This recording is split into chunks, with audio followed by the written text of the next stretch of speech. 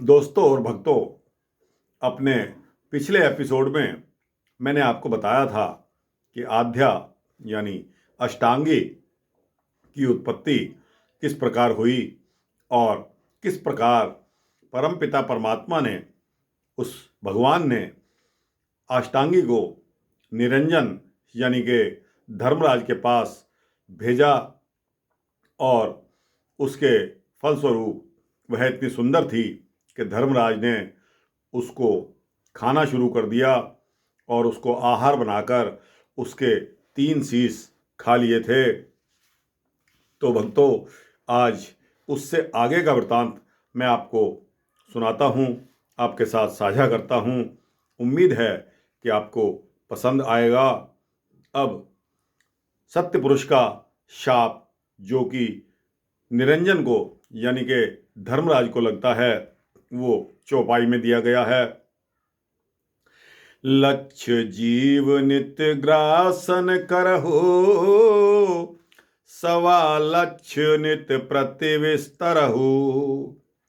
अर्थात सत्य पुरुष ने, उस परमपिता परमात्मा ने धर्मराज को, उस काल निरंजन को यह शाप दिया कि यह प्रतिदिन 1 लाख जीव खाएगा और 1.25 लाख विस्तार करेगा, यानी कि 1.25 लाख जीवों को पैदा भी करेगा। इसके पश्चात छंद आता है, उन्हें कीन है पुरुष तिशान तिहि, कि में मेट डारो काल हो।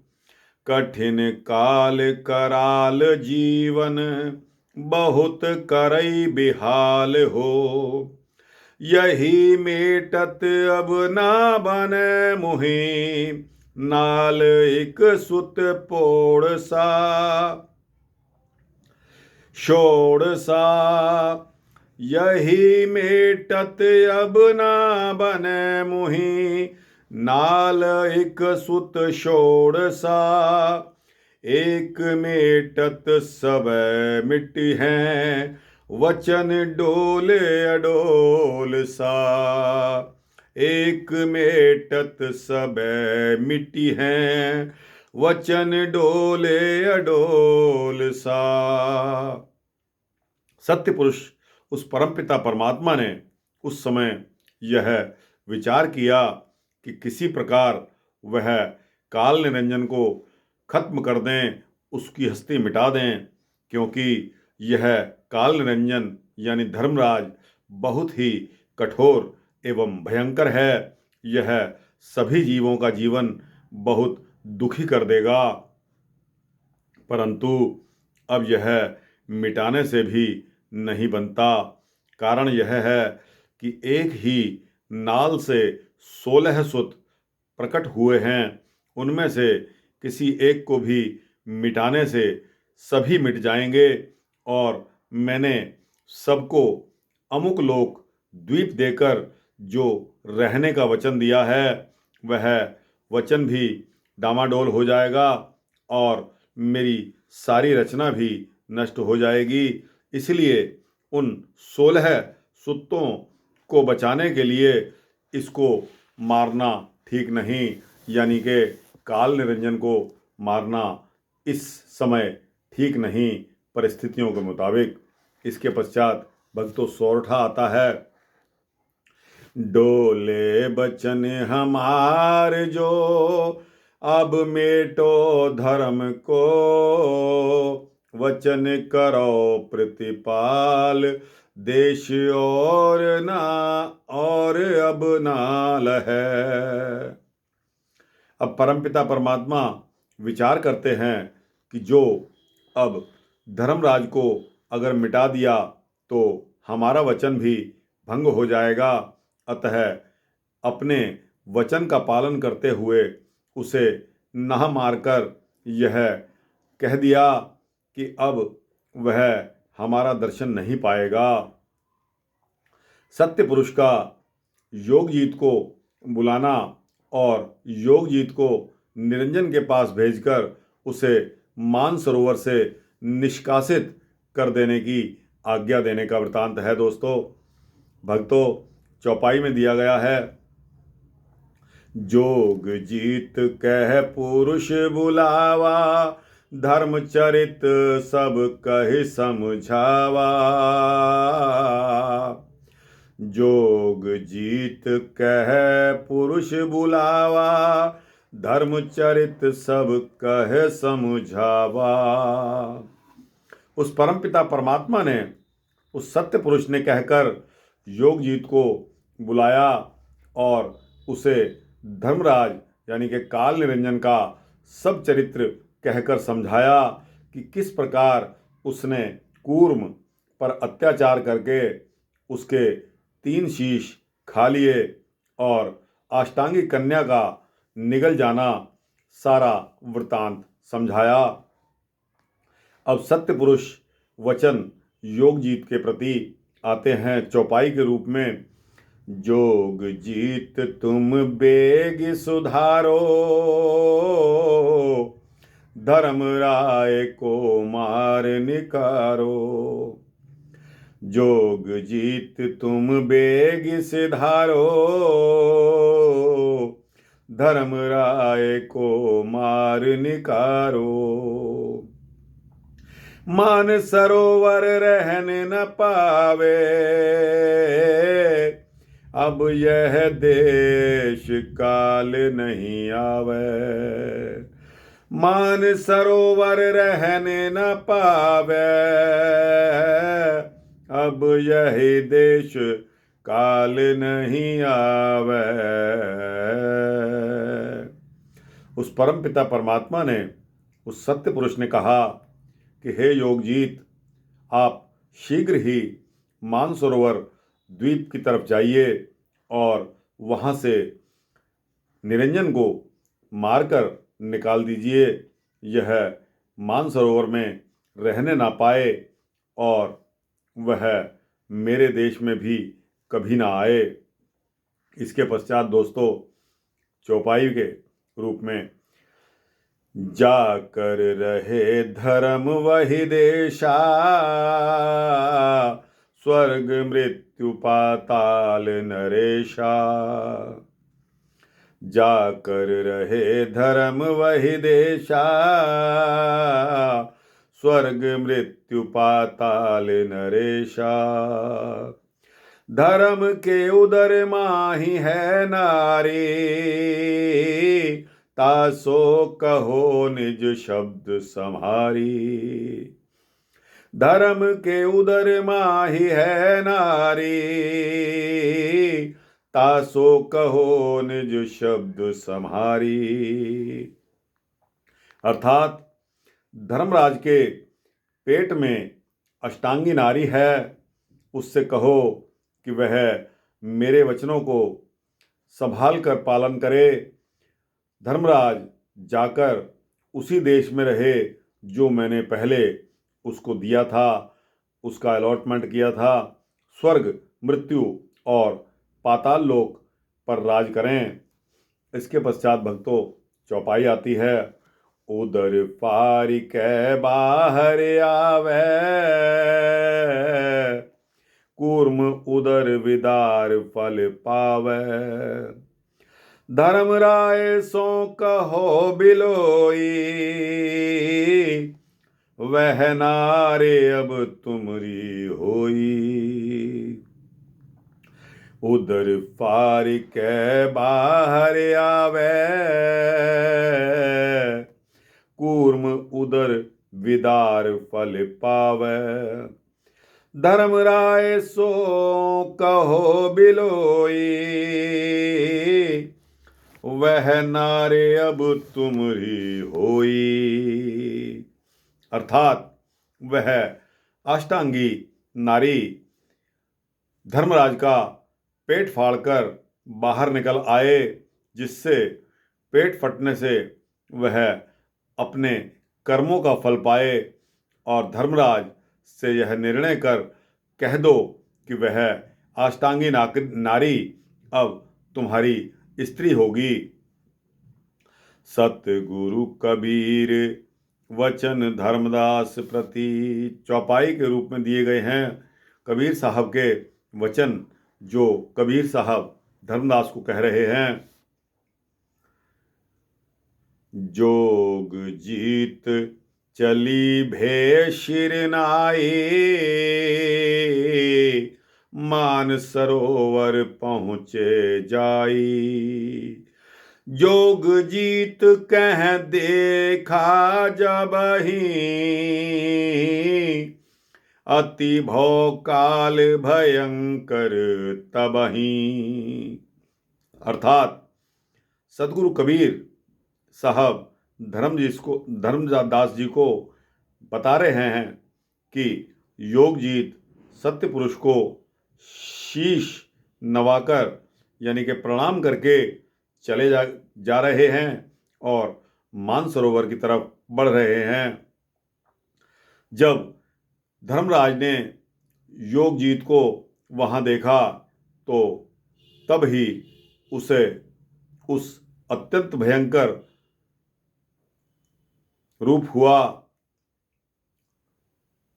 जब निरंजन ने योगजीत को वहाँ देखा तब ही उस समय अत्यंत भयंकर रूप हुआ, जो कि निरंजन के वचन योगजीत के प्रति आते हैं चौपाई के रूप में।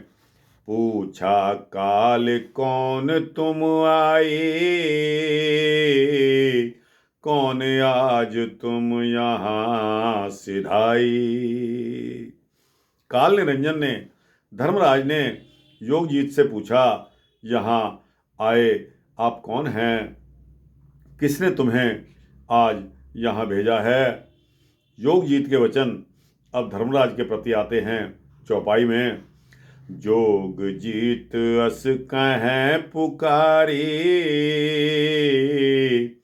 अहो धर्म तुम ग्रास हो नारी। आज्ञा पुरुष दीन है यह मोही, इहीं ते बेग निकारो तो ही। योगजीत ने धर्मराज को पुकार कर ऐसा कहा कि हे निरंजन, अरे निरंजन, तुम नारी को खा गए, उसको ग्रस लिया है, इसलिए सत्य पुरुष ने मुझे आज्ञा दी है कि मैं तुम्हें यहाँ से शीघ्र ही निष्कासित कर दूं। योगजीत वचन आध्या के प्रति चौपाई में आते हैं। जोग जीत कन्या सो कहिया, नार काहे उदर मह रहिया। उदर फारे अब आवहु बाहर, पुरुष तेज सुमिरो तेहि ठाहर।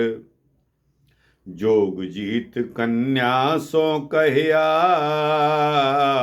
नार काहे उदर में रहिया। उदर फारे अब आवहु बाहर, पुरुष तेज सुमिरो तेह ठाहर। अर्थात योगजीत ने धर्मराज के पेट में समाई हुई अष्टांगी कन्या से कहा कि हे अष्टांगी नारी, तुम पेट में क्यों रहती हो, तुम वहाँ ठहर कर सत्य पुरुष के तेज का सुमिरन करो और पेट फाड़कर बाहर आ जाओ। अब सतगुरु कबीर साहब के वचन धर्मदास के प्रति आते हैं चौपाई के रूप में। सुनी के धर्म क्रोध और जरेऊ, जोग जीत सो सन्मुख भिरेऊ। जोग जीत तब कीन्हे ध्याना, पुरुष प्रताप तेज उर आना। कबीर साहब धर्मदास जी को बता रहे हैं कि योगजीत की बात सुनकर निरंजन का क्रोध से हृदय जलने लगा और वह योगजीत के साथ भिड़ गया। तब योगजीत ने उस परमपिता परमात्मा का ध्यान किया, जिससे उस परमपिता परमात्मा का प्रताप और तेज उसके हृदय में आ गया। यानी कि योगजीत के हृदय में इतनी ताकत आ गई। आगे चौपाई में यह लिखित है, पुरुष आज्ञा भई तेहि काला, मारहु माझ लिलाट कराला। जोग जीत पुन तै सो कीन्हा, जस आज्ञा पुरुष तहि दीना। अर्थात उस समय उस परमपिता परमात्मा ने योगजीत को आज्ञा दी कि वह निरंजन के माथे के बीच में जोर से मुष्टि का प्रहार करे, यानी कि घूंसा मारे। योगजीत ने वैसा ही किया जैसा सत्य पुरुष ने आज्ञा दी। इसके पश्चात भक्तों छंद आता है, गहि बुझा फटकार दीनो, परेउ लोक ते न्यार हो, भयो त्रासित पुरुष डरते, बहुरी उठे संहार हो। गहि भुजा फटकार दीनो, परेउ लोक ते न्यार हो, भयो त्रासित पुरुष डरते, बहुरे उठे संभार हो। निकस कन्या उदरते पुनि, देख धर्म ही अति डरी, अब नाही देखूं देश वह, कहो कौन विधि कहवा परी। निकस कन्या उदरते पुनि, देख धर्म ही अति डरी, अब नाही देखो देश वो, कहो कौन विधि कहवा परी। अर्थात योगजीत ने निरंजन को यानी कि धर्मराज को बांह से पकड़कर उठाकर दूर फेंक दिया, तो वह सत्यलोक के मानसरोवर द्वीप से अलग जाकर दूर गिरा। सत्य पुरुष के डर से डरता हुआ वह संभल कर उठ खड़ा तो हुआ, फिर अष्टांगी कन्या निरंजन के पेट से निकल आती है और काल निरंजन यानी धर्मराज को देखकर वह डर सी गई। वह यह सोचने लगी कि अब मैं वह देश नहीं देख सकूंगी, मैं ना जाने किस प्रकार यहाँ आकर गिर पड़ी, यह मुझे कौन बताएगा। इसके पश्चात भक्तों सोरठा आता है, कामिनी रही सकाए, त्रासित काल के डर अधिक, रही सो शीस नवाए, आस पास चितवत खड़ी। अर्थात उस धर्मराज के कामिनी अष्टांगी सकपका यानी कि घबरा रही है और शंकित होकर वह निरंजन के डर के मारे बहुत डर चुकी है। वह उसे शीश नवा रही है और खड़ी हुई आसपास झांक रही है। अब निरंजन के वचन आध्या के प्रति आते हैं चौपाई के रूप में, कह धर्म सुन आदि कुमारी, अब जन डर पौ त्रास हमारी, पुरुष रचा तो ही हमरे काजा, एक मति होए करहु पुराजा, हम हैं पुरुष तुम ही हो नारी, यह मानो तुम बात हमारी। धर्मराज कहते हैं कि हे आदि कुमारी यानी कि अष्टांगी, सुनिए, अब आप मेरे डर से मत डरिए। सत्य पुरुष ने तुम्हें मेरे काज के लिए ही रचा है, बनाया है। हम तुम दोनों एक मत होकर सृष्टि की रचना करते हैं। मैं पुरुष हूँ और आप स्त्री हो, अतः तुम मेरी यह बात मान लीजिए। अब आध्या अष्टांगी के वचन धर्मराज के प्रति क्या आते हैं, चौपाई के रूप में दिया गया है। कह कन्या कस बोलहु बानी, भ्राता जेठ प्रथम हम जानी। कन्या कहे सुनो हो भ्राता, ऐसी विधि जान जन बोलहु बाता। कह कन्या कस बोलहु बानी, भ्राता जेठ प्रथम हम जानी। कन्या कहे सुनो हो भ्राता, ऐसी विधि जन बोलहु बाता। अष्टांगी आध्या उस धर्मराज से कहती है कि तुम कैसी वाणी बोल रहे हो। मैं तो आपको सबसे पहले ज्येष्ठ भ्राता यानी कि बड़ा भाई के रूप में जानती हूँ। फिर वह कन्या कहती है कि हे भ्राता, इस प्रकार जानते समझते हुए आप मुझसे ऐसी बात मत करिए। इसके पश्चात भक्तों चौपाई आती है। अब मैं पुत्री भई तुम्हारी, जब ते उदर माझ लियो डारी।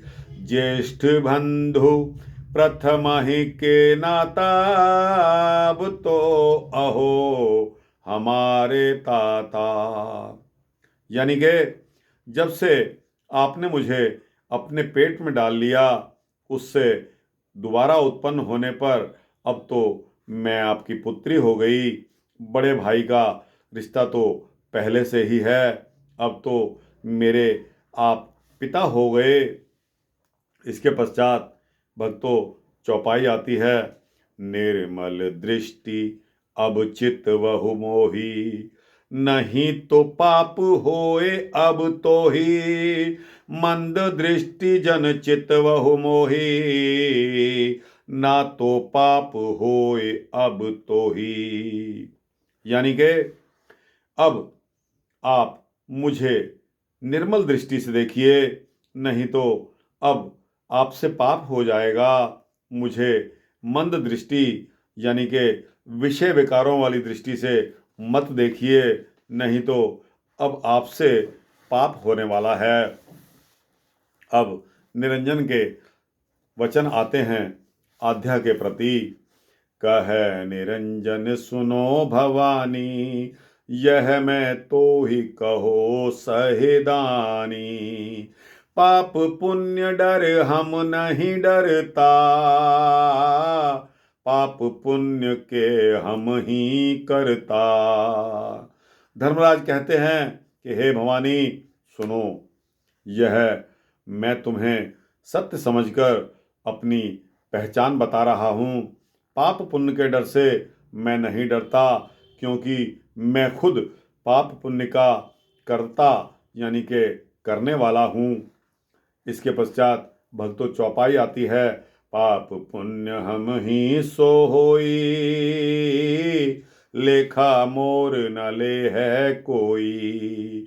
पाप पुण्य हम करब पसारा, जो बोझ सो होए हमारा। पाप पुण्य हम ही से होई, लेखा मोर ना ले है कोई। अर्थात पाप पुण्य मुझसे ही होंगे और मेरा हिसाब लेखा कोई नहीं लेगा। पाप पुण्य को मैं ही फैलाऊंगा, जो उसमें फंस जाएगा वही मेरा अपना होगा। इसके पश्चात भक्तों चौपाई के रूप में दिया गया है। ताते ते ही कहों समझाई, सीख मोर लो शीस चढ़ाई। पुरुष दीन तुम्ही हम कह जानी, मानहु कहा हमारे भवानी। अर्थात इसीलिए मैं आपको समझाकर कह रहा हूँ कि मेरी सीख को सिर पर चढ़ा लो, जो मैं कहता हूँ उसको मान लीजिए। सत्य पुरुष ने मुझे यह कह समझाकर आपको भेजा है, अतः हे भवानी तुम मेरा कहा मान लो। इसके पश्चात सतगुरु कबीर साहब धर्मसाल दास को बताते हैं, जो कि चौपाई के रूप में आता है। बेहंसी कन्या सुन अस बाता, एक मही होए दोई रंग राता। रहस वचन बोली मृदुबानी, नारी नीच बुध रित विध ठानी। रहस वचन सुन धर्म हर्षाना, भोग करन को मन में आना। सदगुरु कबीर साहब धर्मदास जी को बताते हैं कि धर्मदास यानी कि निरंजन की ऐसी बातें सुनकर अष्टांगी को हंसी आ जाती है।